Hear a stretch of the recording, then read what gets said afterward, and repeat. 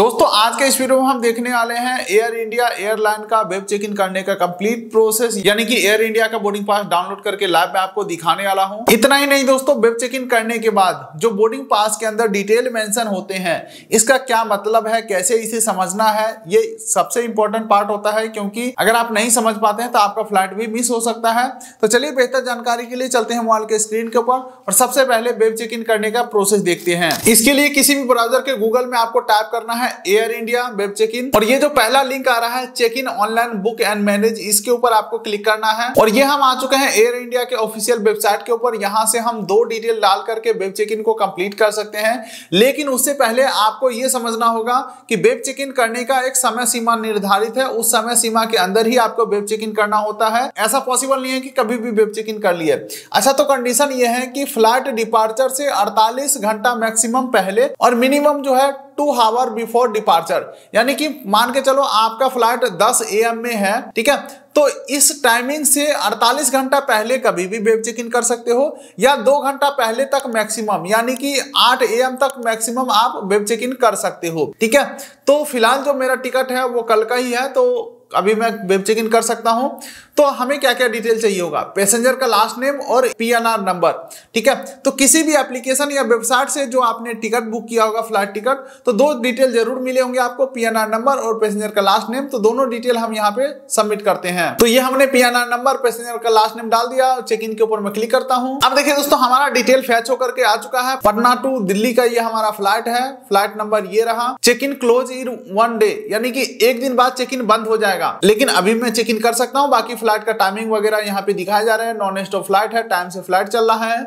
अभी हमारा web check इन हुआ नहीं है, तो स्टार्ट चेक इन के ऊपर क्लिक करके मैं चेक इन कंप्लीट करूंगा। अब देखिए दोस्तों, जैसे ही हम आगे बढ़ते हैं, कुछ टर्म्स एंड कंडीशन यहाँ पे बताए जा रहे हैं, जैसे कि जो आपका पावर बैंक है, पर्सनल इलेक्ट्रॉनिक डिवाइस है और स्पेयर बैटरी, जैसे कि पावर बैंक वगैरह है, ये सारे आइटम आपको रखना है कैरी ऑन बैगेज, यानी कि हैंड बैगेज में, जिसे हम केबिन बैगेज भी कहते हैं। सीधे शब्दों में बोलूं तो 7 किलो वाला जो बैग अपने साथ लेकर के जाओगे, उसके अंदर ही personal electronic item, power bank और बैटरी वाला आइटम को ले जा सकते हैं। और अगर आप पावर बैंक ले जा रहे हैं तो 100 से 150 वाट तक का जो है पावर बैंक, एक पैसेंजर 2 पावर बैंक ले जा सकता है। अब इतना वाट का कितना mAh होता है ये तो आप गूगल पे निकाल लेना। इसके अलावा दोस्तों अगला कंडीशन ये है कि कुछ ऐसे आइटम का लिस्ट है जो आप फ्लाइट के अंदर ले ही नहीं जा सकते, ना ही चेक इन बैगेज में, ना ही केबिन बैगेज में, जैसे कि फ्लेमेबल लिक्विड, यानी कि आग लगने वाला पदार्थ, कैंची हो गया, चाकू हो गया, ब्लेड हो गया, वेपन हो गया, कोई भी ऐसा पदार्थ जिससे आप किसी के ऊपर वार कर सकते हैं या फ्लाइट को नुकसान पहुंचा सकते हैं, ऐसे पदार्थ फ्लाइट में ले जाना अलाउ नहीं है। चलिए, ये सारी चीजें हमने समझ लिया है, तो एग्री एंड कंटिन्यू के ऊपर मैं क्लिक करता हूं। अब देख सकते हैं यू आर चेकड इन, यानी कि हमारा वेब चेक इन कंप्लीट हो चुका। अब दोस्तों यहाँ पे एक पॉइंट ऐड करना चाहूंगा, मैंने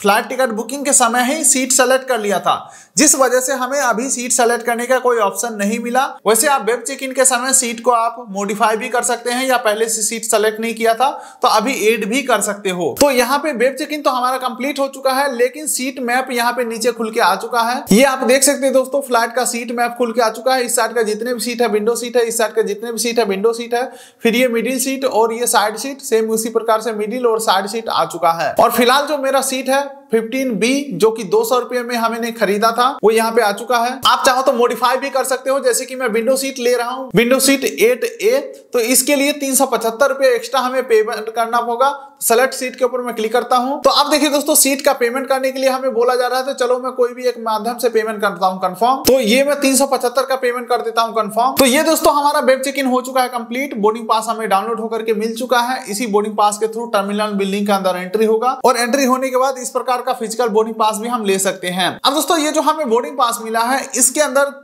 जो इंपॉर्टेंट डिटेल्स होते हैं वो मैं फटाफट से बता देता हूं। सबसे पहले तो इसके अंदर जो फ्लाइट नंबर लिखा हुआ है, ये आपको काफी काम आने वाले हैं। जब भी आप एयरपोर्ट के ऊपर पहुंचते हैं तो इसमें जो फ्लाइट नंबर है, इसे आप ट्रैक कर सकते हो फ्लाइट स्टेटस डिस्प्ले के माध्यम से।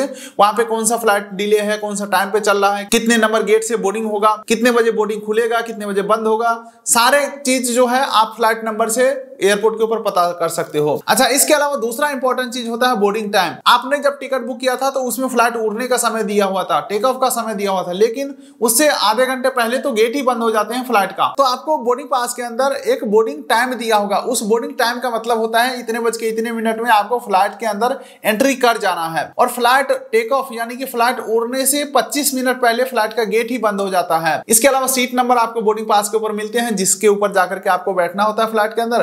बाकी दोस्तों जोन और सीक्वेंस जो है अगर आपके में होंगे तो उसे आप इग्नोर कर सकते हो। बेसिकली उसका मतलब ये होता है, मान के चलो फ्लाइट में 300 लोगों को बैठना है तो 50-50 करके 4 सीक्वेंस बना देते हैं। लेकिन एयरपोर्ट के ऊपर ये रूल कोई भी फॉलो नहीं करता है कि भाई हमें पहले लाइन में जाना है या दूसरे लाइन में। सब सोचता है हमें तो फ्लाइट के अंदर ही जाना है, चल जाओ। तो इसीलिए कह रहा हूं जोन और सीक्वेंस को आप बिल्कुल ही इग्नोर कर सकते हो, कोई दिक्कत वाली बात नहीं है। तो यही है complete process air India airline का वेब चेक इन करने का। उम्मीद करता हूं वीडियो आपको अच्छा लगा तो वीडियो कर दिए लाइक, चैनल कर दिए सब्सक्राइब, ताकि मिलेंगे ऐसे ही किसी अगले वीडियो में। तब तक के लिए नमस्कार।